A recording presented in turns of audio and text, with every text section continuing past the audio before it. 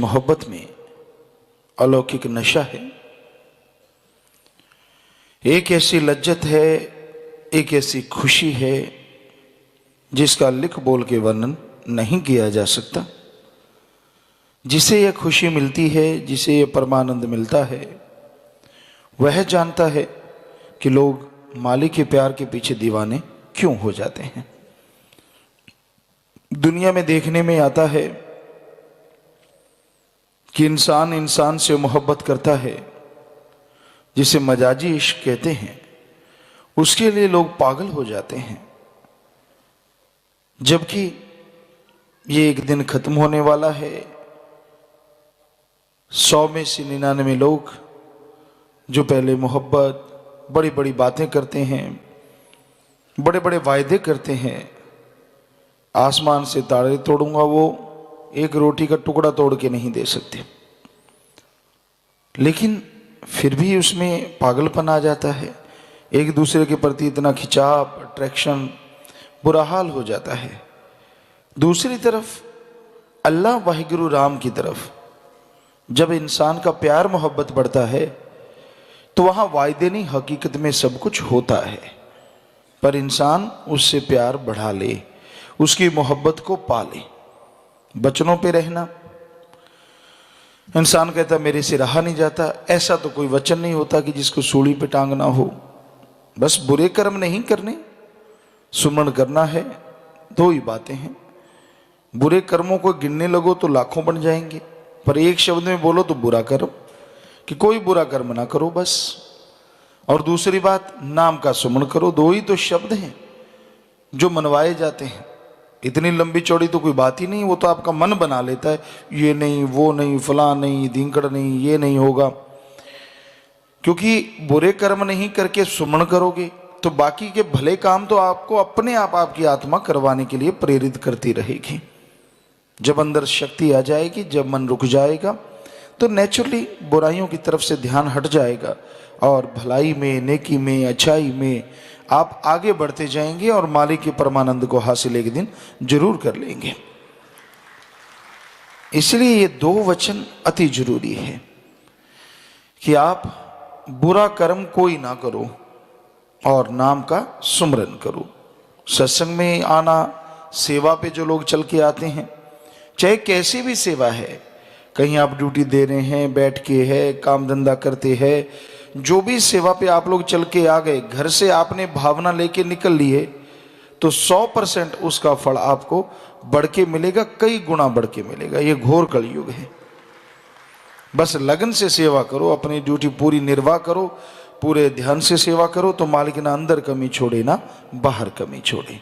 सेवादारों की जायज मांग मालिक जरूर सुना करते हैं, क्योंकि परमार्थ सेवा से ही इंसान सुमरण में जल्दी तरक्की करता है और सुमरण की जल्दी तरक्की से ही अंदर बाहर खुशियों से माला माल हो जाता है।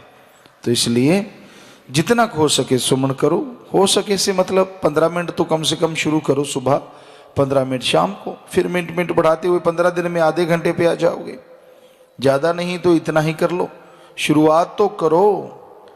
चलते बैठ के काम धंधा करते सुमरण का फल मिलेगा आपको, 100% मिलेगा। अगर आप किसी के लिए करते हैं तो उसके लिए भी कुछ ना कुछ असर होगा। क्योंकि अगर वो आदमी खुद वचनों का पक्का नहीं, उसके पता नहीं कितने पाप कर्म हैं, वो खुद सुमरण दिन रात नहीं करता, तो असर नहीं होगा। पर अगर वो सुमरण करने वाला जीव है, उसके पाप कर्म नहीं है, क्योंकि आप इस जन्म के पाप कर्मों को देख के सोचते नहीं वो तो भक्त है। नहीं नहीं, आप नहीं जानते पिछले जन्म में कितने भयानक कर्म किसी ने किए होते हैं। उनका तो छुटकारा सुमरण से है ना। तो ये देखो उस आदमी ने सुमरण कितना किया है। तो भाई सुमरण से ही कर्म कटते हैं, सुमरण से ही भयानक परेशानियां दूर होती हैं। इसलिए चलते बैठ के काम धंधा करते सुमरण करो। जब भी सत्संग का पल मिले उसे छोड़ो ना, पकड़ लो। जो भी अंदर बुरे ख्याल आए सुमरण करो। सुबह सुमरण करो, शाम को, दोपहर को, जब मर्जी। सुबह शाम तो पक्का है। जब भी बुरे ख्याल आते हैं, गलत ख्याल आते हैं, थोड़ा सा सुमरण कर लो, दुआ कर लो कि मालिक ये ख्याल मेरे अंदर ना आए, बस उनको दूर करते जाओ। तो यकीनन मालिक की दया में रहमत के काबिल बन जाओगे और खुशियों से माला माल हो जाओगे। मनुष्य शरीर दुर्लभ है, एक बार आत्मा इस शरीर में से चली जाए तो वापस नहीं आती, और ये शरीर भी इस आत्मा के हाथ जन्म मरण का चक्कर लगाने के बाद ही मिलता है। 84 लाख बार जन्म लेना, इतने बार मरना, और उसमें बेहद कष्ट, बेहद दुख, बेहद तकलीफें शरीर पे लेना, फिर कहीं जाकर आखिर में मनुष्य जन्म मिलता है। और इस जन्म में अगर प्रभु का नाम ले लिया जाए, मालिक की भक्ति कर ली जाए, तो आवागमन से मुक्ति, जीते जी गम चिंता परेशानियों से मुक्ति और परमानंद की प्राप्ति होती है।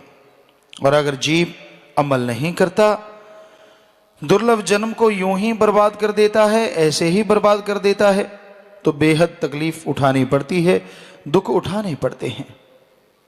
कीमती श्वास, बेशकीमती श्वास, जो बाहर से बनाए नहीं जा सकते,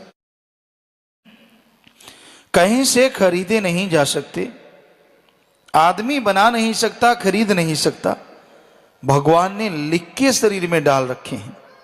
लिखे तेरे श्वास गिरास, एक एक श्वास लिखा हुआ है कि आपने इतने श्वास लेने हैं। टाइम पीरियड कम ज्यादा हो सकता है, क्योंकि उतने श्वास नशा करने वाले 1 मिनट में 30 लेते हैं, जो राम नाम जपने वाले हैं, भक्ति करते हैं, प्राणायाम करते हैं, वो 1 मिनट में 1, 2, 4 श्वास भी ले लेते हैं। पर नॉर्मली आदमी 16 से 18 श्वास लेता है। तो अगर 16 श्वास के हिसाब से उम्र 100 साल की है, तो आदमी 30-35 श्वास 1 मिनट में लेता रहता है, तो नेचुरली उसकी उम्र आधी हो जाएगी, टाइम पीरियड आधा हो जाएगा, श्वास उतने के उतने हैं। वो तिल बड़े न राई घटे जो लिख दी करतार, प्रभु ने जितने श्वासों की गिनती लिख दी है, वो तिल के दाने जितनी बढ़ नहीं सकती और राई के दाने जितनी कम नहीं हो सकती। वो उम्र कह लो और चाहे श्वास कह लो। तो इतनी कीमती पूंजी है, इतने कीमती श्वास है। बेपरवाह जी फरमाते हैं, 5 लुटेरे अंदर तेरे, काम वासना, क्रोध, लोभ, मोह, अहंकार, ये 5 हैं जो इन श्वासों की चोरी करते रहते हैं।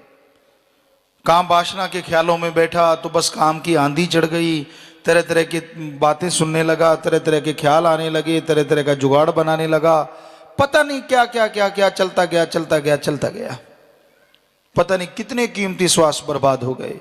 फिर क्रोध में आया तो उसमें कितनी देर सड़ता रहा, श्वासों को जलाता रहा। इसी तरह लोभ, मोह, अहंकार जीव को बर्बाद कर देते हैं। जब एक आदमी राम नाम के दायरे में आता है, सुमन करता रहे लगातार, तो मन काबू रहता है। पर जितनी देर दायरे में ठीक है, दायरे से बाहर जाता है, सुमन ने किया, मन हावी हो जाता है, फिर वो बहाने ढूंढता है, मैं इधर से निकल भागूं, इधर से निकल भागूं, यहां से चलूं, वहां से चलूं, तरह तरह के तरीके अपनाता है कि कैसे संभव हो। ये राम नाम की अलूनी सिल तो चाटनी पड़ती है भाई, बड़ी गड़बड़ हो गई, मेरा तो काम कुछ और था, यहां तो कुछ और ही हो गया। मन कहते